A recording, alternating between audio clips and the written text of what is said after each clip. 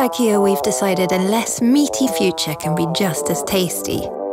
Now, we've recreated one of our true classics. It all starts with pea protein, extracted by mixing yellow peas and water, which is forced through a nozzle under high pressure. The protein pellets that are the result are dried and then hydrated again.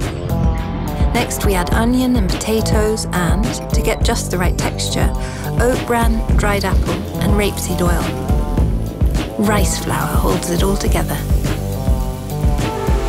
The perfect meaty taste is achieved by adding natural flavouring and is balanced by mushroom, tomato, lemon, salt, black pepper and classic allspice.